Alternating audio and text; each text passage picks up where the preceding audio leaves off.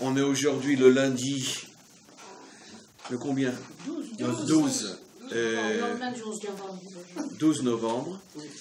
Et voilà, le cours chez la famille Cain. Il est vrai qu'on n'est pas trop dans notre assiette. Et le cours sera pour la réfoua chez les mains du soldat qui a été blessé, David Ben Sylvia, c'est ça.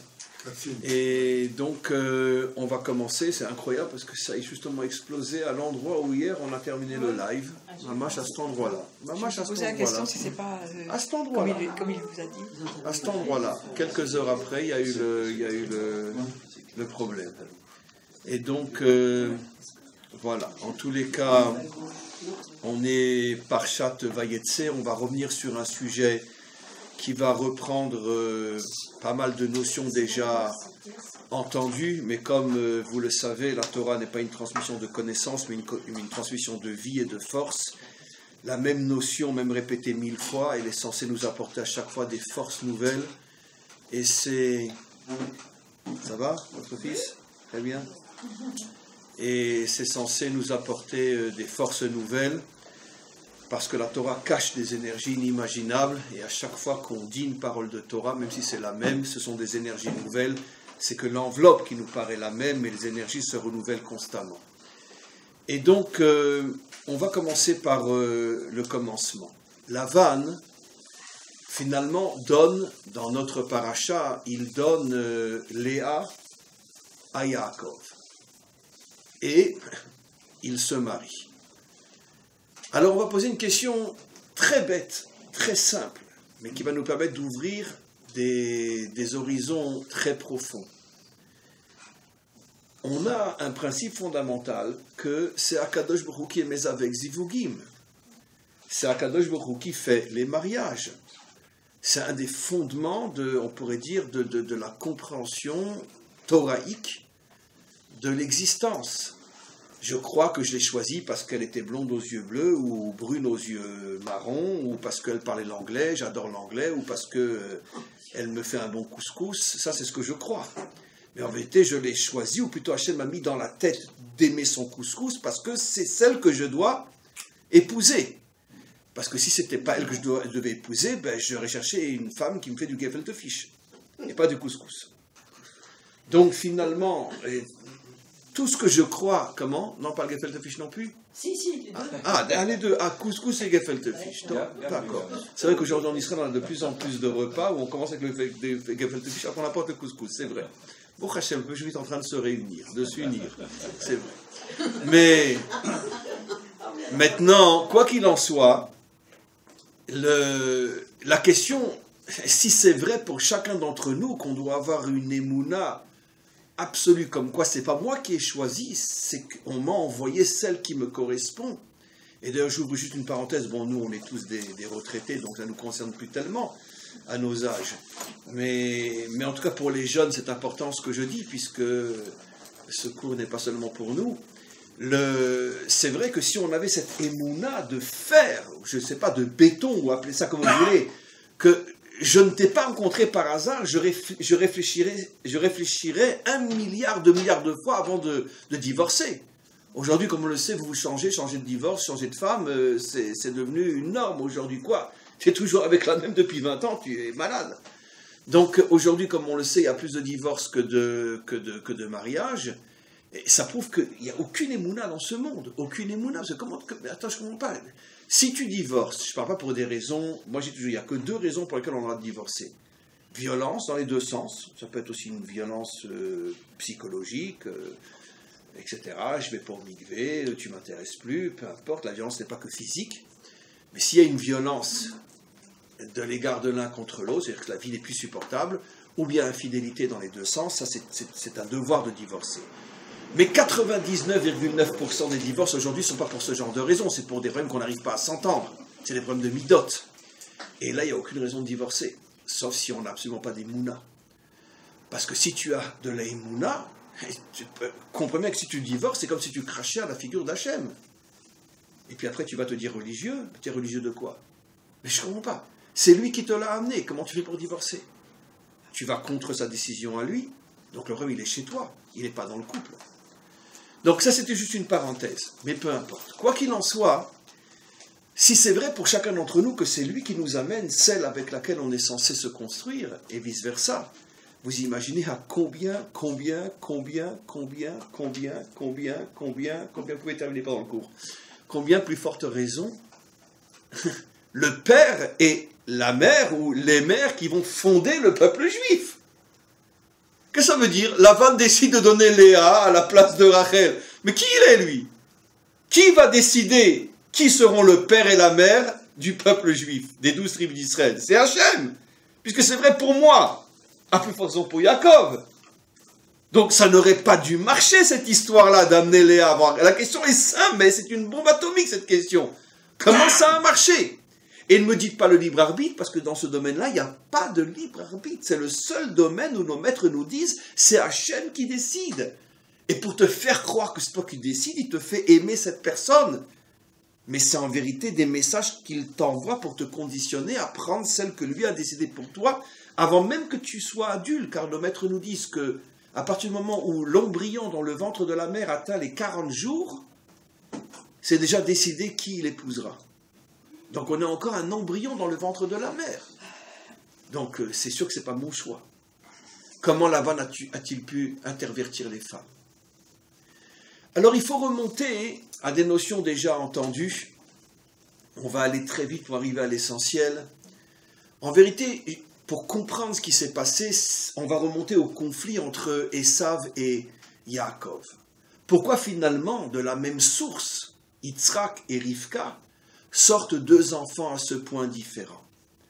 En vérité, ils sont différents uniquement selon une vision très superficielle des choses. Mais en vérité, ils étaient là pour se compléter. Chacun avait une mission. Évidemment, à Esav avait été confiée la force, la dimension terrestre, et à Yaakov avait été confiée la force spirituelle, la dimension céleste. De la même manière que le maître du monde a créé le ciel et la terre, il a créé l'âme et le corps. Au départ, si j'ose dire, comme si on mettait Paris en bouteille, parce que c'est évident que, sauf c'est ce qui s'est passé qui est le vrai projet divin, mais des fois le projet divin passe par des routes tordues. Mais disons que, au départ, ce qui était prévu, c'est que le peuple juif soit construit à partir de deux personnalités qui se complètent, qui auraient créé entre eux une sorte de mariage moral et spirituel, où chacun comprend qu'il a besoin de l'autre. Esav devait comprendre que, étant dans ce monde, il a besoin d'un modèle moral et spirituel qui le ramène constamment sur le droit chemin, parce que quand tu passes ton temps à te battre, à construire, à travailler, à être dans ce monde, à traverser toutes les tentations de ce monde, c'est clair que tu t'uses et l'usure t'éloigne de tes valeurs morales et spirituelles. Donc Yaakov est là pour constamment remettre le train sur les bonnes rails, exactement le rôle du Shabbat par rapport à la semaine. Pourquoi a-t-on le Shabbat par rapport à la semaine? Pourquoi? Parce que pendant 6 jours, on s'éloigne énormément. Revient chaque fin de semaine où à nouveau on se retrouve dégagé et donc d'une certaine manière libéré de toutes les forces qui nous usent et qui nous éloignent de notre source spirituelle, et aussi même à un niveau beaucoup plus simple, qui nous éloigne de notre famille, de notre femme, de nos enfants, etc. Parce que toute la semaine, je veux dire, on ne se voit pas.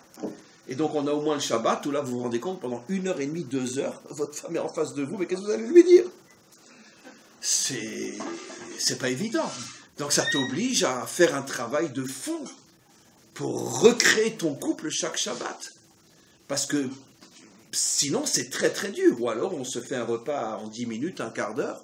Mais quand vous faites vous asseoir avec votre mari, votre épouse, vos enfants, pendant 1h30, 2 heures, 2 à 3 fois dans le Shabbat, si on fait les 3 repas, mais qu'est-ce qu'on se dit à ce moment-là? Qu'est-ce qu'on fait? Donc, c'est une reconstruction sur le plan familial et sur le plan spirituel aussi. Puisque je n'ai plus l'excuse que j'ai mon portable, j'ai mes messages, j'ai mon mail, je suis maintenant qu'avec Hachem. Donc, le Shabbat est le jour qui ramène les 6 jours à la morale et à la spiritualité. De même, Yaakov devait ramener Esav, parce qu'il faut le comprendre, le pauvre. C'est lui qui fait le sale travail. C'est normal que Yaakov, lui, va se remplir de Torah pour aider Esav à rester un homme droit moral, spirituel, malgré tout son travail très difficile.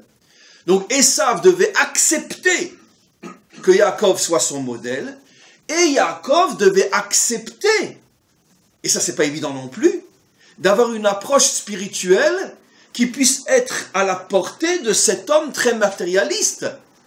Parce que c'est aussi le grand problème des hommes spirituels. C'est un peu comme les médecins. Ils ont leur propre langage. Vous pourriez m'expliquer exactement qu'est-ce que la personne a? Il va commencer à débuter toute sa science de médecin pédant, etc. Mais attends, mais je t'ai pas compris. Parle-moi en français. Non, mais ça fait bien de ne pas être compris. Malheureusement, dans le monde religieux, il y a aussi ce problème-là. C'est que finalement, eux sont tellement dans les livres à un niveau, Baruch Hashem, tellement haut, que quand il y a un petit plouc de la rue qui leur demande une explication, c'est pas évident de s'adapter au langage du plouc de la rue. C'est pas évident. C'est pas évident. Et c'est pas à la portée de tous. Donc Yaakov devait faire un effort d'avoir une Torah qui est constamment, on pourrait dire, facile à comprendre et adaptée à la réalité. Et ça devait faire l'effort d'accepter que Yaakov est sa source. Si ça avait marché, eh ben on aurait eu un peuple juif. Non, c'est pas encore juif, ça, c'est pas le mot. On aurait eu un peuple qui aurait pu être un vrai modèle pour l'humanité, parce que l'humanité, évidemment, n'accepte pas un modèle qui n'est que religieux. L'humanité n'acceptera pas un modèle qui est que matérialiste, parce que tout le monde sait dans son fond intérieur que c'est l'enfer, ce modèle-là, même si tout le monde en profite. Donc, mais un modèle qui arrive à réunir les deux, c'est ce que dans son fond intérieur, tout le monde veut en vérité. En tout cas, la majorité des hommes et des femmes sur Terre. Un modèle qui me permet d'assumer mon corps et d'assumer mon âme. Le problème, c'est que ça n'a pas marché entre Yaakov et Esav. Pourquoi? Parce qu'en vérité, ni l'un ni l'autre n'ont fait un effort. D'accord? Arrêtons d'étudier la Torah du dimanche matin et de toujours accuser le pauvre Esav. Yaakov aussi a eu ses torts, parce que Yaakov, Yoshev Ohalim. Yaakov, et je vais vous donner un exemple clair de Rashi, qui confirme ce que je dis, ou que je dis ce qu'il dit. Yaakov, lui, il est Yoshev Ohalim. Ça veut dire, il ne sort pas de la tente. Il n'apprend pas à connaître ce monde pour avoir un discours adapté à ce monde. Et donc, on le voit nulle part essayer d'aider Esav à être un guerrier moral. Non, il reste dans sa religion. Et la preuve, c'est que quand il a acheté le droit d'aînesse de Esav, il s'est très mal comporté avec Esav. Pourquoi? Parce que Esav lui dit, tiens, tu veux mon droit d'aînesse? Qu'est-ce qu'il y a dedans? Ça parle de quoi? Regardez ce que dit Rashi.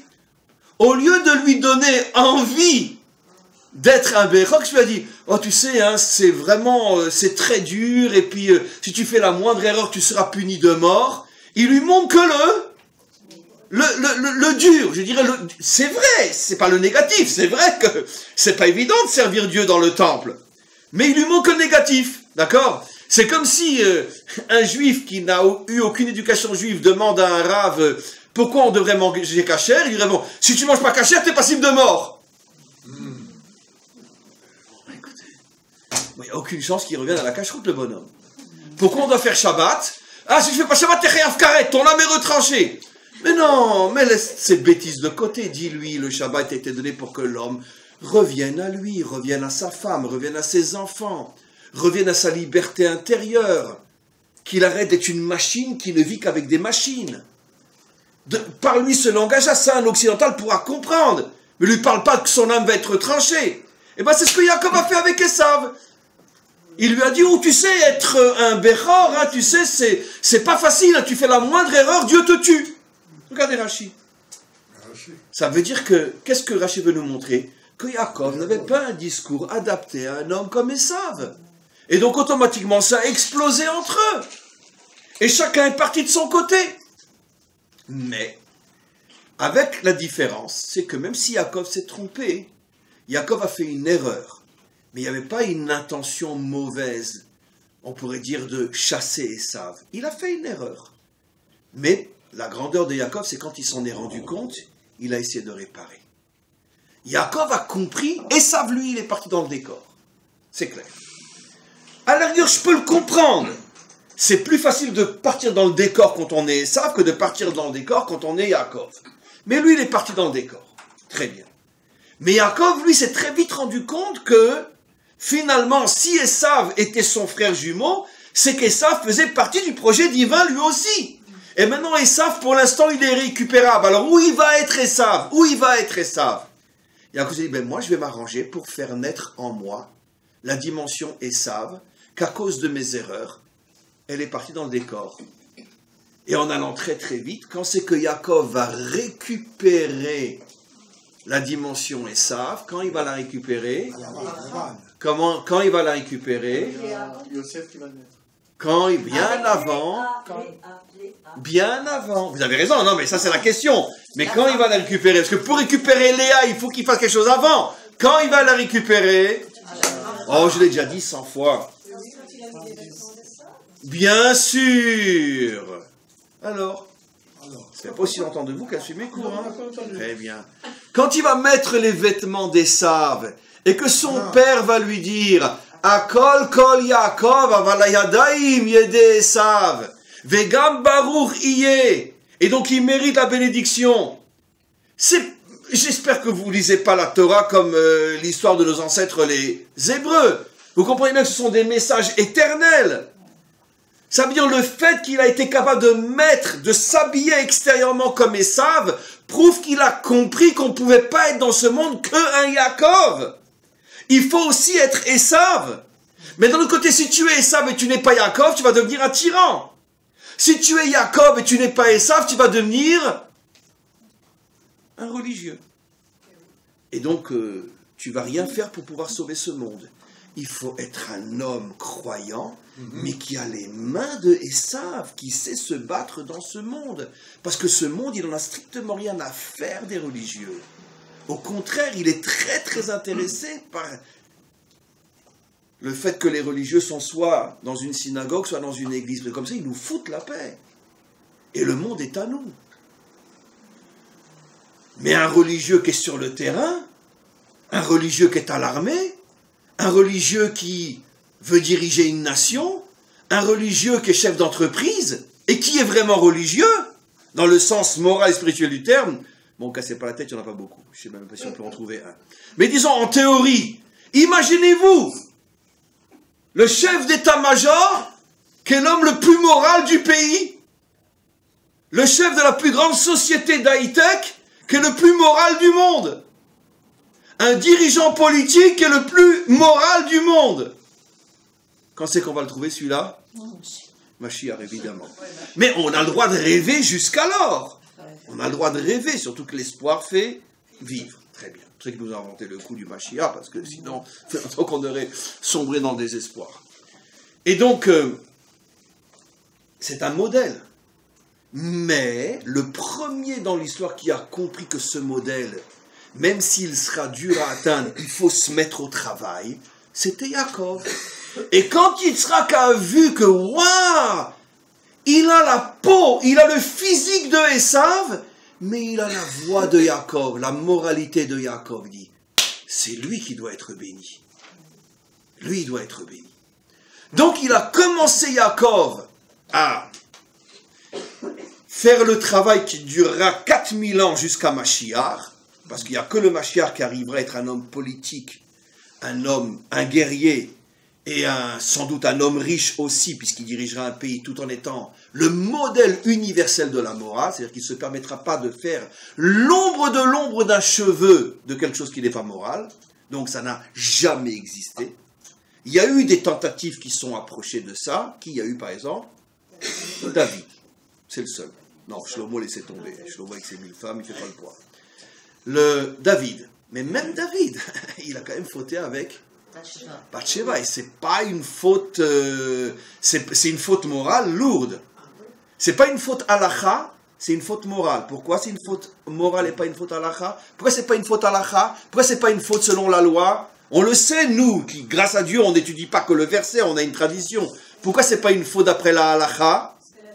Parce qu'elle avait reçu le guet, parce que dans l'armée du roi David, et c'est malheureusement ce qu'on devrait faire aujourd'hui encore, David était un homme d'une sagesse, il était humain. Il ne laissait pas partir un soldat marié sans avoir d'abord donner un guet à sa femme, l'avoir divorcé, parce que si il est capturé et qu'il ne revient pas, si on n'a pas de trace de lui, comme la pauvre femme de Ron Arad jusqu'à aujourd'hui, ça fait 40 ans qu'elle n'a pas pu se remarier, et qu'elle a donc été obligée d'aller avec, sans doute avec des hommes, tout en étant mariée, et personne n'a le droit de la critiquer, qui aurait pu tenir? Donc David, pour empêcher une chose pareille, il dit, tu es marié, tu donnes un guet à ta femme. Tu reviens, tu la reprends, tu la remaries. Mais la laisse pas dans le doute, savoir si tu es vivant ou non. Et donc, elle était divorcée. Donc, sur le plan de la loi stricte, il n'a pas été avec une femme mariée. Et pourquoi c'est une grave faute morale? Parce que tout le monde savait que si son mari revient, ils vont se remarier. Et donc, tu ne peux pas la prendre tant que tu n'as pas vu de tes yeux que, malheureusement, le mari est mort. Donc, il n'y a pas de faute au niveau de la loi, mais il y a une faute au niveau moral inimaginable. Donc, même David, sur le plan moral, quoi qu'il en soit, a fait une faute. Mais c'est David qui l'a fait mourir. Comment? Non, c'est pas David qui l'a fait mourir. Ce que vous dites, je vais répondre une fois pour toutes. Si vous dites que David l'a fait mourir, vous dites que Bibi a fait mourir le soldat qui est mort cette nuit. Être en première ligne, ça ne veut pas dire que... Et il faut qu'il y ait des soldats qui sont en première ligne. Comme son mari était un très très bon soldat, David a demandé qu'ils soient en première ligne. Qui c'est qui l'a tué? C'est marqué explicitement. Les flèches ennemies. Dans toute armée, il y a des commandos qui sont en première ligne. Comme le sgan général, comme on dit. Le tatalou, je ne sais pas comment on dit en français, peu importe. Qui est mort cette nuit. Un lieutenant-colonel qui est mort cette nuit. C'est pas la faute au gouvernement. Il faut bien des hommes qui soient chefs de commando dans toutes les armées du monde. Donc David a simplement demandé à ce qu'il soit à la tête d'un commando. Mais qui l'a tué, c'est l'armée ennemie. C'est pas David, lo alenu. Donc là, il y a une confusion qu'il faut surtout pas. Mais indirectement, il y a une faute morale. Là, oui. Gardez le mot moral, je préfère. Parce que, évidemment, le rapprochement, il est très clair. Hein. Tiens, comme par hasard, il devient chef d'un commando. Comme par hasard, tu es amoureux de sa femme. Enfin, de son ex-femme. Comme par hasard, tu t'arranges pour prier pour que peut-être qu'il ne revienne pas. Donc, il n'y a pas de faute au niveau de la loi. Mais il y a une faute au niveau de la morale. D'accord? Et donc, ça, c'est clair que finalement, on n'a pas eu, durant toute l'histoire, un modèle d'un homme qui est entièrement moral. On ne peut pas prendre l'exemple, peut-être qu'il est sur le bout de votre lèvre, comment j'ose dire ça, et de Moshe, parce que malgré tout, Moshe n'a pas été dirigeant d'une nation sur sa terre. C'est beaucoup plus facile de diriger une nation dans le désert quand on reçoit l'eau et la manne du ciel, qu'on n'a pas besoin de se battre, on est protégé par des nuées, qu'on est entièrement pris en charge par le bon Dieu. Je ne dis pas que c'est facile, d'accord? Mais ça n'a rien à voir avec David, ou tout dirigeant qui dirige une nation sur sa terre. C'est beaucoup plus facile dans le désert, accompagné par tous les miracles, que réellement un vrai dirigeant, un vrai roi. Donc, quoi qu'il en soit, on revient maintenant à ce qu'on explique. Yaakov commence à comprendre que finalement, il a fait une erreur, et il le regrette. À la différence de Esav qui, lui, ne cherche pas à faire teshuva, en tout cas dans l'histoire thoraïque, parce qu'à la fin des temps, il y aura, oui, une teshuva de Esav, mais Yaakov, lui, fait teshuva, il dit, mince, mais qu'est-ce que j'ai fait? À cause de moi, Esav est perdu, mais on a besoin d'Esav. Alors moi, je vais m'arranger pour récupérer Esav. Je vais devenir à la fois un Yaakov et un Esav. Et il y arrive, puisque ça c'est le test pour recevoir les brachot. Les bénédictions ne pouvaient être données qu'à celui qui incarne le travail sur terre. Puisque regardez en français ou en hébreu, c'est quoi les bénédictions? Je te donnerai toute la force qui te permettra de construire ce monde. Un homme qui vit uniquement de religion et d'eau fraîche n'a pas besoin de bénédiction, puisqu'il n'est pas dans ce monde. Donc la bénédiction, elle est donnée pour celui qui a besoin que Dieu l'accompagne dans ses entreprises terrestres. Donc c'était le test. Quand Yitzhak a compris que Yaakov essaye d'unir à la fois Esav et Yaakov en lui, il lui a dit « Kol kol Yaakov et Yadem Yedé Esav, prends la bénédiction ». Maintenant, on comprend pourquoi Lavan a pu donner Léa à Yaakov. En vérité, il n'a pas donné Léa à Yaakov, il a donné Léa à Esav qui avait été récupéré par Yaakov. Regardez comme c'est beau. Lui, il a cru qu'en vérité, il était en train de casser complètement Yaakov. Qu'est-ce que tu fais si tu étais capable de le faire? Mais quelle est la meilleure manière de tuer un homme ou une femme? mais de la mettre avec son mauvais zivoug. Parce que c'est comme si quelqu'un qui chose du 46, tu l'obliges à marcher dans du 42. Vous imaginez la souffrance? Ou quelqu'un qui fait du 42, vous l'obligez à marcher dans du 46. Pourquoi j'ai pris cet exemple? Parce que c'est la phrase française, c'est vraiment la chaussure à ton pied. Ben bien sûr, c'est du français. La chaussure à ton pied, en parlant d'une femme. Et donc, enfin, je peux dire que c'est très français de comparer une femme à une chaussure, mais bon. J'ai pris un exemple français, excusez-moi. Très bien. Mais quoi qu'il en soit, donc, si c'est pas la chaussure à ton pied, ou tu peux pas avancer, ou tu vas avoir des souffrances énormes. Donc c'est évident qu'un homme, s'il n'est pas avec son vrai zivoug, ça va le tuer, puisque ça ne lui correspond pas. Maintenant, vous comprenez pourquoi on dit le soir du Seder, depuis des millénaires, que Lavan, Bikesh, la Akor et Akol. Lavan, il a voulu tout détruire. Parce que Lavan, c'était un grand chacham. Il s'est dit, il a tout de suite compris que le zivoug de Yaakov, c'était Rachel. Il a dit, qu'est-ce que je vais faire? Je vais lui donner Léa. Et comme je sais, parce qu'il a eu le temps de le connaître pendant 7 ans, que même si Yaakov se rend compte que ce n'est pas son vrai zivoug, Yaakov ne divorcera pas, parce que Yaakov, il ne va pas la jeter après avoir été le premier homme de sa vie, il ne va pas la jeter. C'est le moindre sens moral. Elle s'est donnée pour la première fois à toi et tu la jettes après. Yaakov, ça, il ne le fera pas. Et donc, il va rester avec elle, et elle va le tuer, puisque ce n'est pas son zivoug. C'était le plan de Lavan. Mais ce que Lavan ne savait pas, c'est qu'en vérité, il est en train de lui donner son vrai zivoug, puisqu'il avait récupéré la force de Esav au niveau de ses mains. On va maintenant continuer, c'est pas fini, il y a encore des merveilles à voir. On va poser une question maintenant sur ces deux zivougs-là. Normalement, Léa, comme vous le savez, était destinée à Esav. Rachel était destinée à Yaakov. Très bien. Je vous pose une question qui va nous permettre d'avancer après au sujet de Yaakov. Léa, elle fait figure de quoi dans la Torah, surtout au niveau de nos commentaires? C'est une femme qui est extrêmement spirituelle. Le Zohar l'appelle Alma Deit Kassia, le monde caché. C'était une femme extrêmement spirituelle qui passait son temps à prier. D'accord? Voilà, c'est comme ça. Comment? Justement, voilà, la question, vous avez déjà donné la réponse, d'accord? Donc, c'était une très bonne pâtisserie, c'était une religieuse. Voilà. Plusieurs couches de crème, c'était très bon. C'était une religieuse, très bien. Donc, évidemment, un baltava, comment dire en français un baltava, un jouisseur comme Esav, se taper une religieuse, c'était pas mal pour lui, c'est très bon. Mais en vérité, la question est évidente. Comment qu'elle peut aller avec Esav? Esav, c'est un guerrier. Comment il va épouser une nonne? C'est pas possible. Non. Maintenant, à l'inverse, Rachel, elle, c'est une battante, une guerrière. Yaakov, c'est un petit rabbin dans sa yeshiva. D'accord? Donc, comment on va lui donner une guerrière comme ça? Donc, apparemment, mais vous avez déjà la réponse, mais c'est rien pour la renforcer, apparemment, ces zivougim-là, apparemment, sont stupides. Comment tu peux donner une religieuse à un guerrier et tu peux donner une guerrière à un religieux? Comment? Mais parce que la réponse, vous la connaissez tous et toutes. Parce qu'une fois de plus, on voit ce que c'est un vrai zivoug. Dans le domaine des zivougs, la seule phrase qui prédomine, c'est « qui ne se ressemble pas, s'assemble ». Ou plutôt, je préférerais dire, ce qui se complète, s'assemble. C'est plus juste que ce que complète. Évidemment, si Esav est un guerrier, ce qu'il a besoin pour le ramener constamment à la bonne norme, c'est justement une femme très spirituelle. D'accord? Si lui, c'est toujours, on pourrait dire, le plomb qui va vers le bas, il a besoin d'une force qui constamment le ramène vers le haut.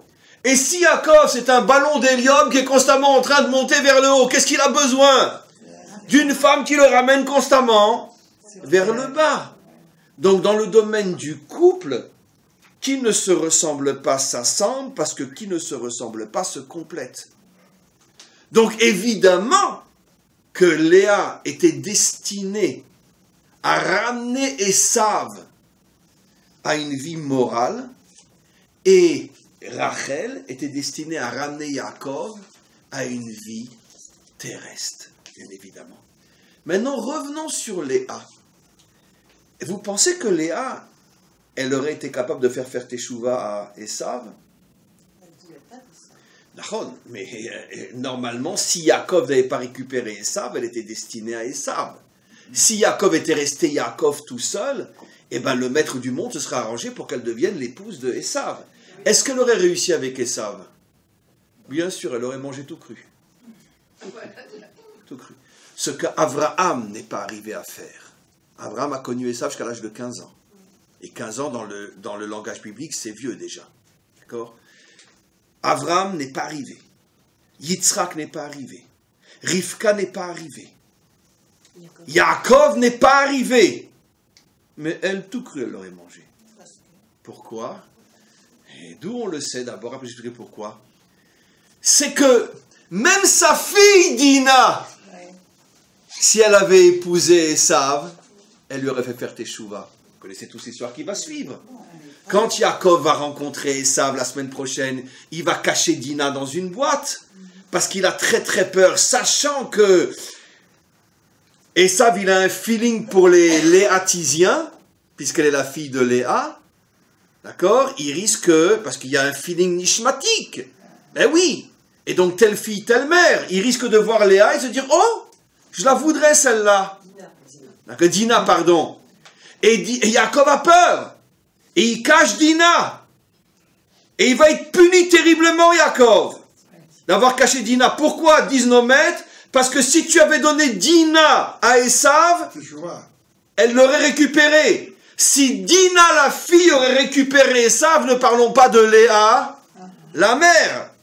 Ce qui veut dire qu'on voit de là qu'une femme a la force que même les Gdolé Israël n'ont pas.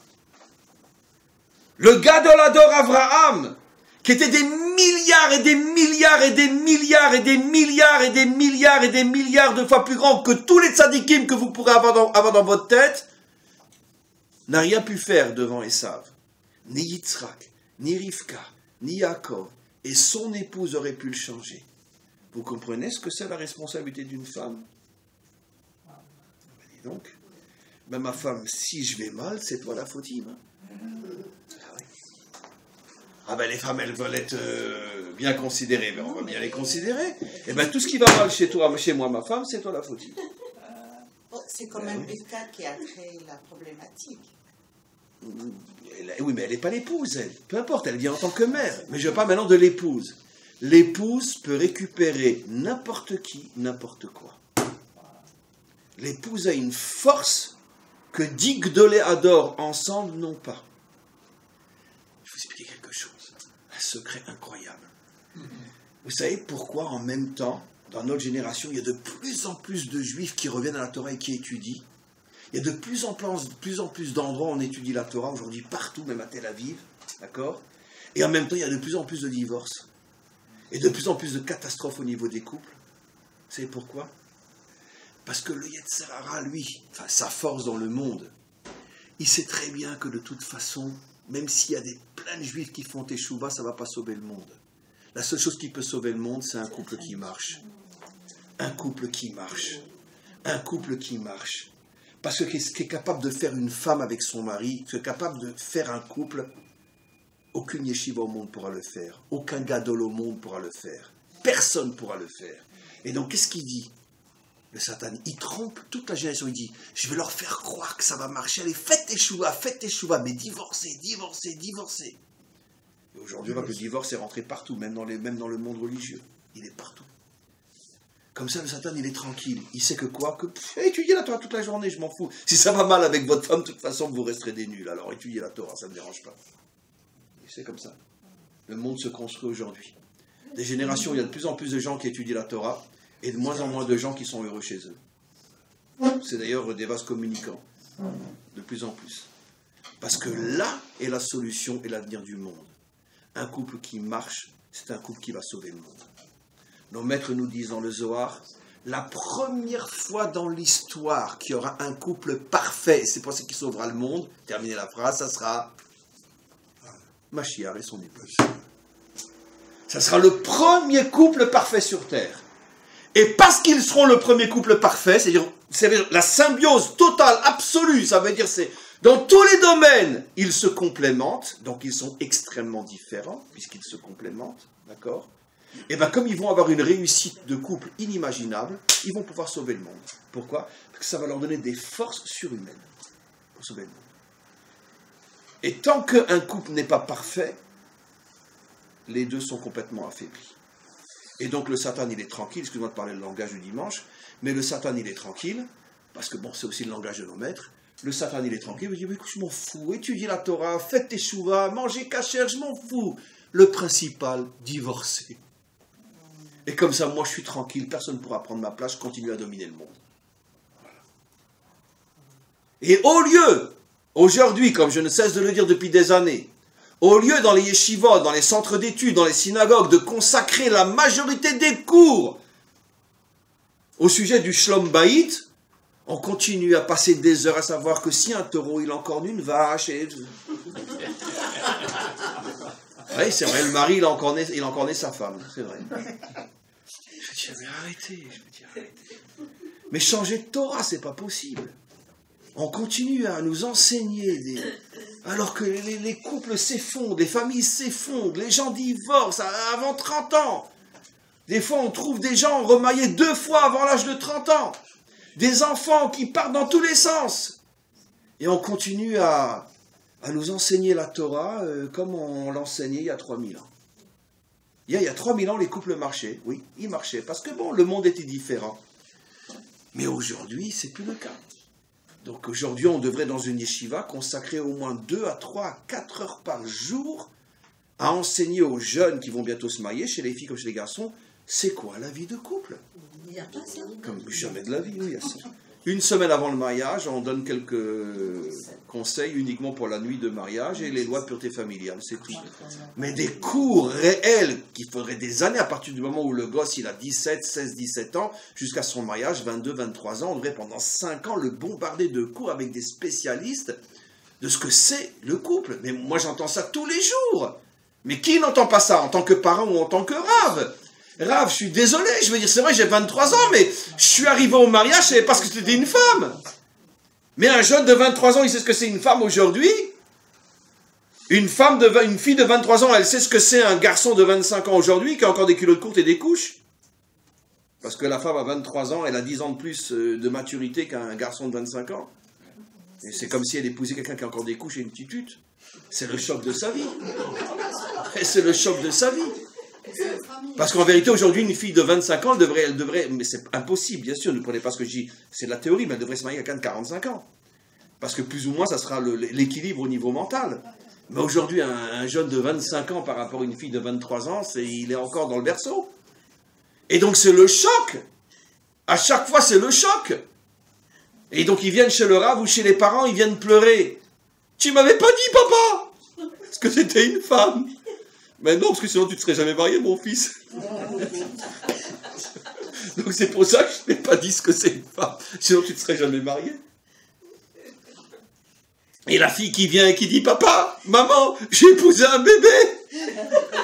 Eh ben oui, mais c'est pour que tu t'entraînes avant le prochain, le vrai. Ça, tu t'apprends à ce que c'est un bébé. D'accord?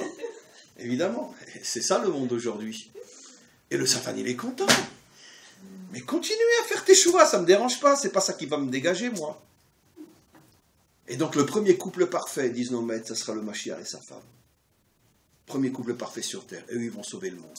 Parce qu'il n'y a que comme ça que tu peux sauver le monde. C'est pour ça que Yaakov a été tellement puni lorsqu'il a caché Dina à Esav. Hachem me dit, mais t'es malade. Alors, mais pourquoi Yaakov il a caché? Je me suis dit, attends, Abraham n'a pas réussi, Yitzhak n'a pas réussi, Rivka n'a pas réussi, moi j'ai pas réussi, personne n'a réussi. Cette gamine, elle va réussir. Hachem lui dit, mais t'es un idiot, mais t'as rien compris à ce que c'est le secret d'une femme.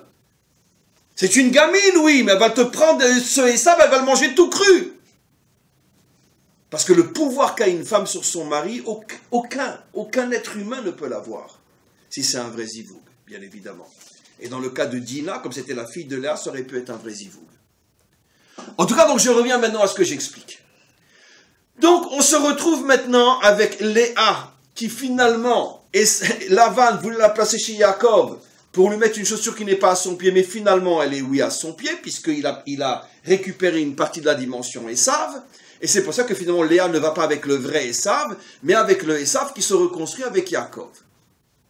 Mais malgré tout, il y a quelque chose de très intéressant ici. Nos maîtres nous disent que malgré tout, Lavan n'est pas arrivé complètement à détruire, parce que lui, Bikesh la Akor et Takol, si effectivement Yaakov n'avait pas du tout récupéré une partie de Esav, en se mariant avec Léa, il serait mort. Et l'histoire du peuple juif n'aurait jamais existé. C'est pour ça que nos maîtres disent, Bikesh, il voulait, mais ce qu'il ne savait pas, c'est qu'il n'arriverait pas, parce que Yaakov, heureusement, avait déjà récupéré une partie de Esav. Mais malgré tout, disent nos maîtres, il est arrivé à esquinter Yaakov pendant 4000 ans, jusqu'à la délivrance. 2 destructions de temple, 4 exils. Pourquoi? Parce que malgré tout, il a mis Léa avant Rachel. Si l'ordre normal avait été suivi, si Yaakov avait d'abord épousé Rachel, et après Léa, dans ce cas-là, ça ferait 4000 ans que le Mashiach serait venu. D'accord? Je dis si, Paris en bouteille, évidemment. Ce qui s'est passé, c'est ce qui devait se passer. Mais c'est important de connaître le théorique pour mieux comprendre la réalité. En théorie, si il avait épousé d'abord Rachel et après Léa, c'était la génération de la délivrance.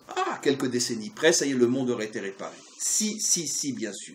C'est pas ce qui s'est passé, il y a eu une inversion, et l'inversion, elle a tout retardé jusqu'à notre époque et nos générations. Alors pourquoi? Pourquoi l'inversion? Mais parce que là, il y a quelque chose de très très important, et là, c'est ce que je dis, c'est très très très important, et c'est un champ de mine, il faut bien comprendre. Est-ce que Yaakov est le seul et dernier nom de Yaakov? Non, il va s'appeler aussi, bientôt, Israël. Là, on avance sur les cours à venir. Et qui va le nommer Israël? Esav. D'après notre tradition, c'est Esav. Son ange gardien, donc c'est lui. C'est encore mieux qu'Esav, puisque Esav, c'est rien par rapport à sa force spirituelle. D'après notre tradition, c'est le sar de Esav. Le sar, ça veut dire c'est pas l'ange gardien, ça c'est un mot français. On sait que chaque homme, et surtout chaque puissant, a une force, une énergie spirituelle de laquelle il puise ses forces, et Esav puisait ses forces d'un sar extrêmement puissant, qui d'après nos maîtres est le plus puissant de tous les sarim qu'il y a en haut. C'est la raison pour laquelle cette civilisation dure depuis 2000 ans. Et la plus puissante de toutes, à tous les niveaux, matériels, financiers, technologiques, etc., comme aucune civilisation dans l'histoire humaine. C'est pour ça que nos maîtres rapportent que quand Yaakov a vu les anges qui montaient sur l'échelle et qui redescendaient tous, c'était une allusion aux civilisations qui vont monter, puis redescendre. Et quand il a vu l'ange de Esav monter, disons, il ne l'a pas vu redescendre. Et il a eu peur, il dit quoi, il ne redescendra jamais? Et regardez un midrash qui est vieux de plus de 2400 ans. Le maître du monde lui a dit, il atteindra les étoiles, et à ce moment-là, il redescendra. Atteindre les étoiles, c'est la génération occidentale aujourd'hui qui est sur les étoiles. Cette phrase, qui n'avait aucun sens pendant des millénaires, aujourd'hui, elle devient une réalité absolument incroyable. Il atteindra les étoiles, c'est-à-dire une civilisation qui va vraiment conquérir même l'espace. Et c'est dans les générations où il atteindra la conquête de l'espace qu'il commencera à redescendre. Il y a qu'à voir ce qui se passe aujourd'hui en Europe et partout pour comprendre qu'on est dans le commencement de la fin, l'identité occidentale est en train de mourir complètement aujourd'hui. Et donc, on revient maintenant à ce qu'on explique. Donc, c'est Esav qui a donné ce deuxième nom à Yaakov, qui l'a appelé Israël. Alors maintenant, vous comprenez qu'en vérité, Yaakov était marié avec combien de femmes finalement? Comment? Non, excusez-moi, je ne parle pas des autres parce que c'est le prolongement des premières. Bon, c'est un peu compliqué, mais c'est le prolongement. Je parle des femmes fondamentales. Deux. En vérité, non, une. Parce que Léa, en vérité, elle était mariée avec Israël. Simplement qu'il l'a donné trop vite. Normalement, Yaakov est aussi Israël. Et donc, automatiquement, chacun a une femme. Attends, un homme ne peut pas avoir deux bat-zoug. Tu n'as qu'une seule âme sœur.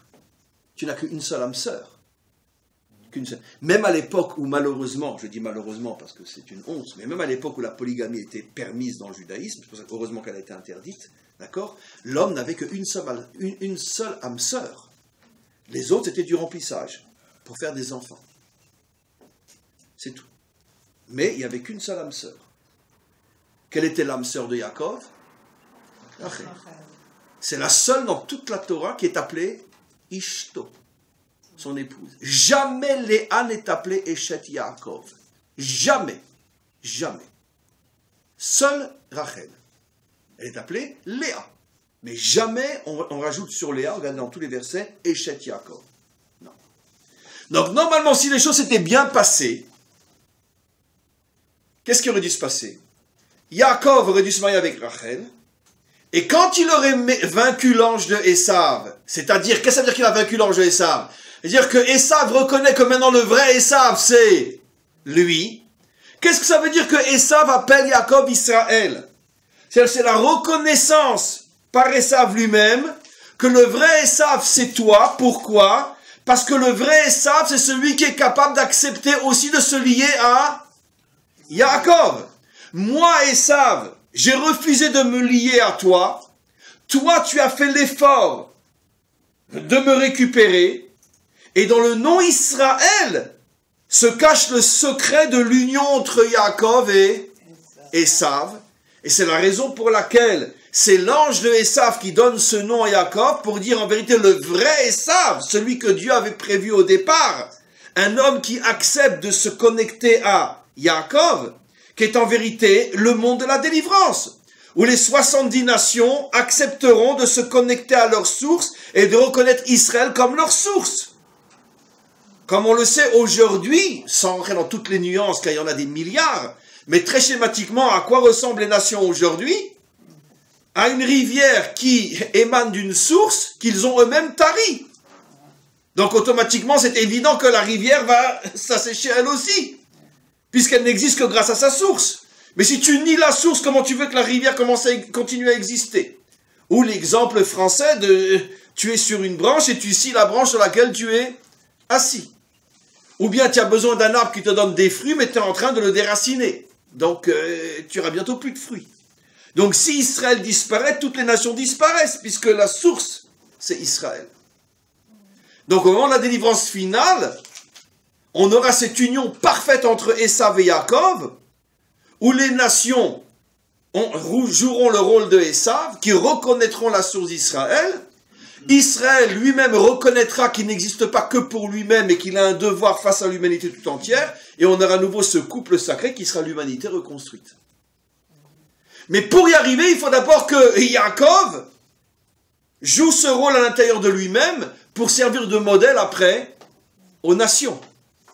Et c'est donc la raison pour laquelle l'ange de Esav dit à Yaakov, toi tu es le vrai Esav, et le signe que tu es le vrai Esav, c'est que tu vas t'appeler Israël. Pourquoi? En quoi dans le nom Israël, on a l'union entre Yaakov et Esav? Parce que rappelez-vous, Yaakov s'appelle Yaakov parce qu'il tenait le talon de Esav. C'est comme si Esav lui disait, toi de toute façon, je t'écraserai avec mon talon. C'est intéressant, vous avez déjà vu sur une carte, Esav au début c'était l'Italie. Oui, les Italiens, absolument. L'Italie, très bien. Et bien vous avez vu que ça a la forme d'une botte qui est juste au-dessus d'Israël. Et finalement, ils nous ont écrasés. Avec leurs bottes, ils nous ont écrasés. Car ça fait 2000 ans qu'ils nous tiennent sous leurs bottes. C'est plus l'Italie aujourd'hui, mais c'est ce qui en est sorti. Donc effectivement, l'image même au niveau géographique est fabuleuse. Une botte et Israël en dessous. Donc pourquoi on l'appelle Yaakov? Pour dire, tu es au niveau de mon talon. Donc j'ai aucun problème à t'écraser. D'accord. Et après il va l'appeler comment? Israël. Qu'est-ce que disent nos maîtres? Comment qu'il décompose le mot Israël? Li roche. Tu es ma tête. Li roche. Tu es ma tête. Esav reconnaît que Yaakov n'est plus en dessous de son talon, mais tu es ma tête. Ça veut dire tu es mon inspiration. Tu es mon modèle. Tu es ma tête. Et bravo. Et à cause de ça, pour le récompenser, la tête, d'après notre tradition, la tête de Esav est enterrée dans le caveau des pères et elle est dans les bras de Yitzhak. Alors, est-ce qu'il faut le prendre à l'aide ou pas? Je ne sais pas. Mais Non, dans les bras de Yitzhak. Dans les bras de... En même temps qu'Yaakov. Oui, mais je crois qu'elle a roulé et elle est tombée dans les bras de Yitzhak.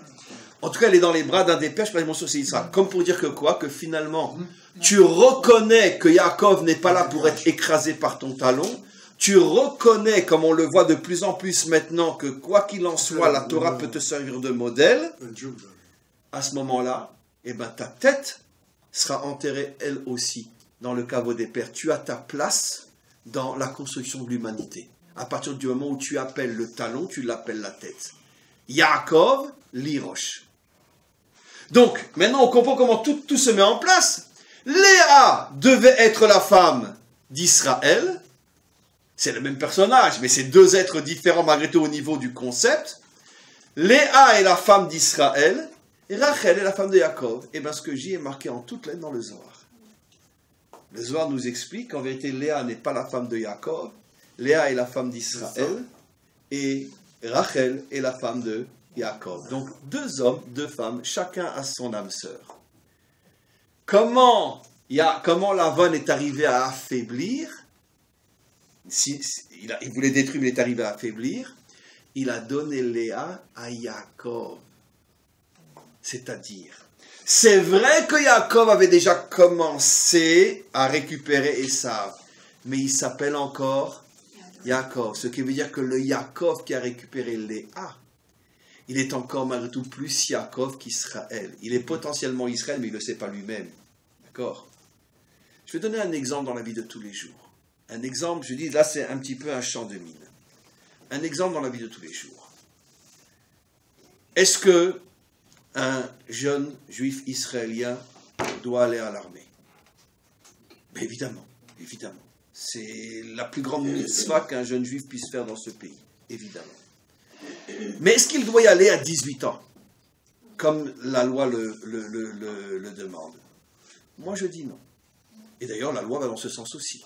C'est mieux qu'il étudie un petit peu, qu'il se prépare, qu'il se renforce, parce qu'à 18 ans, c'est encore... et s'il rentre directement à l'armée, il risque de partir dans le décor. Il n'est pas encore suffisamment construit sur le plan. Et d'ailleurs, l'État d'Israël le reconnaît, puisqu'il y a ce qu'on appelle des yeshivot kdam tzvayot, des yeshivot qui te préparent à rentrer à l'armée, ou yeshivat esder, où tu fais 5 ans d'armée, mais dont 2 ans et demi d'études de Torah et 2 ans et demi de service militaire. Donc ça veut dire que même l'État d'Israël conçoit et a accepté depuis 40 ans, 50 ans déjà, que si un jeune dit « moi je veux faire l'armée, mais je veux y arriver suffisamment fort sur le plan moral et spirituel », même l'État d'Israël, entre parenthèses laïque, l'accepte, c'est dans les lois. Et ça fait longtemps, ça fait déjà au moins 50 ans, si pas plus que c'est comme ça. Pourquoi? Parce que même le monde laïque conçoit qu'un jeune demande de se préparer pour être suffisamment fort lorsqu'il va être livré à des challenges qui usent la dimension morale et spirituelle. Qui usent. Et donc il a besoin de venir fort. Donc ça c'est le juste milieu qui est normal. Par contre, si tu prends un jeune de 18 ans qui n'est pas suffisamment construit sur le plan moral et spirituel et tu le jettes directement à l'armée, les résultats ont montré que 9 sur 10 s'éloignaient complètement. Alors que les résultats ont montré que 9 sur 10 ne s'éloignent pas s'ils sont passés par les yeshivot préparatoires, ou s'ils sont dans yeshivot esder, ou s'ils sont, aussi je rajoute, maintenant c'est tout nouveau depuis une dizaine d'années, ils vont à 18 ans, mais ils rentrent dans des sections où il n'y a comme eux que des soldats pratiquants, Netzar Yehuda, etc. Donc il y a plusieurs formules. Soit tu rentres à 18 ans, mais tu es dans une unité combattante où il n'y a que des gens comme toi, religieux, ou tu veux rentrer dans l'armée classique, où il y aura peut-être même des filles et des garçons qui fument le Shabbat, mais je me prépare avant d'y aller. Il y a la formule selon le tempérament. Maintenant, le quatrième cas possible, tu prends un gosse de 18 ans religieux et tu le mets dans une unité combattante ou peu importe, sans aucune des règles que j'ai données, 9 chances sur 10 qui parlent dans le décor. Et c'est normal, le pauvre, qu'est-ce que tu veux? Il est entouré de filles du matin au soir, il voit ses copains draguer du matin au soir, fumer le Shabbat, et lui, le seul idiot dans cette unité, comment tu veux qu'il tienne? Il a 18 ans, le pauvre. Comment tu veux qu'il tienne? Et donc c'est normal qu'il parle dans le décor. Et bien c'est ça, traduit dans un langage moderne, ce que Yaakov, ce que Lavan a fait. Léa, c'est la dimension Esav. Donc, en se mariant à Yaakov, qui n'est pas encore Israël, sa présence va réveiller trop vite la dimension Esav dans Yaakov, puisque elle est l'âme sœur de Esav.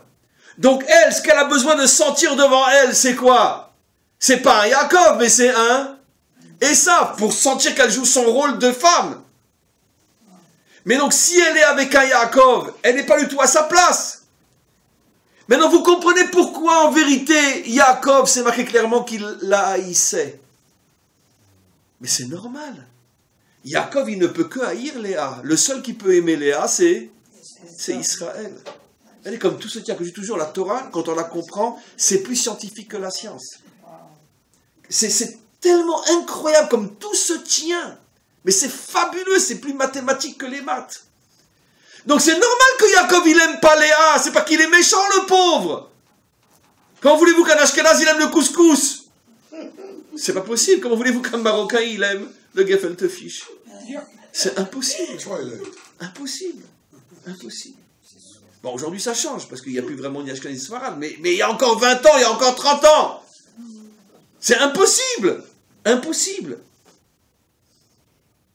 Moi, je me rappelle, j'ai connu des Ashkenazim en France, parce qu'en France, comme la majorité des Juifs pratiquants, c'est des Sfaradim, j'ai encore connu des Juifs Ashkenaz en France, il y a encore 25 ans, 30 ans, que quand ils étaient invités le Shabbat chez les Sfaradim, ils mangeaient avant. Parce qu'ils savaient qu'ils pour être quittes de leur repas de Shabbat, parce qu'après, c'est la punition. Et sans doute vice-versa.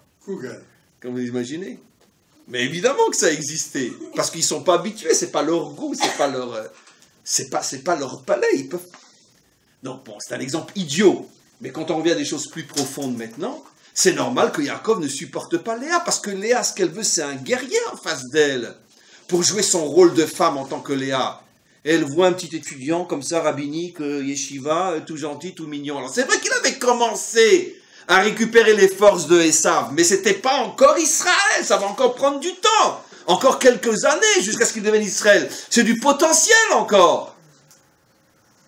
Comme un garçon de 14-15 ans qui sera peut-être un héros d'Israël quand il sera à l'armée. Pour l'instant, c'est un gosse de 14 ou 15 ans. C'est encore un gosse pour l'instant. Il n'est pas encore le général qu'il va devenir quand il aura 25 ou 30 ou 35 ans. Il y a des années, il y a tout un ta'alir, il y a tout un processus. Yaakov, pour l'instant, est encore Yaakov. Donc, qu'est-ce qui s'est passé? En donnant Léa à Yaakov trop tôt, la dimension Esav a mal mûri, et c'est pour ça que dans son combat avec l'ange, même s'il va mériter de s'appeler Israël, il va boiter. Pourquoi? Parce qu'il porte en lui, c'est quoi boiter? T'avances mal. Regardez comme c'est, encore une fois, plus mathématique que les maths. C'est quoi le symbole de il boite? Ça veut dire que le processus ne s'est pas fait comme il devrait se faire. Tu as mal avancé. Et de là, on comprend pour chacun d'entre nous aussi quelque chose de fabuleux dans l'existence. Des fois, on a des rêves, on a des envies, on a un idéal, et c'est vrai que c'est vraiment notre vrai but à atteindre. Mais attention comment tu y vas. Ne brûle pas les étapes. Ne va pas trop vite. Parce que si tu ne passes pas par toutes les étapes qui t'amèneront à ce but, d'abord tu risques de ne pas y arriver. Et même si tu y arrives, tu risques d'y arriver et boiter. Et donc finalement, même si Yaakov est arrivé à devenir Israël, c'est un Israël boiteux, et c'est pour ça que ça va prendre des millénaires jusqu'à ce qu'on arrive à Mashiach. Et tout ça, on le doit à notre cher Lavan, qui était en vérité un homme qui avait tout compris. Nos maîtres disent sur lui que c'était un chacham dans le mal, mais un chacham inimaginable, d'une puissance intellectuelle inimaginable, que tout le monde le craignait. Et donc il avait compris tout le mécanisme et tout le désir et tout l'idéal que voulait atteindre Abraham et ses enfants. Et il a tout fait pour le casser au départ. Et c'est pour ça que jusqu'à aujourd'hui, le soir du Seder, on ne parle que de lui, Lavan, Bikesh, Laakor et Takol. Alors que dans le texte, on ne voit pas en quoi il était tellement méchant. Mais seuls nos maîtres peuvent voir tous les mécanismes cachés derrière ces versets et nous présenter Lavan finalement comme l'homme le plus dangereux de tous. On a appris pas mal de choses dans ce cours grâce à Dieu et on continue si Dieu veut la semaine prochaine.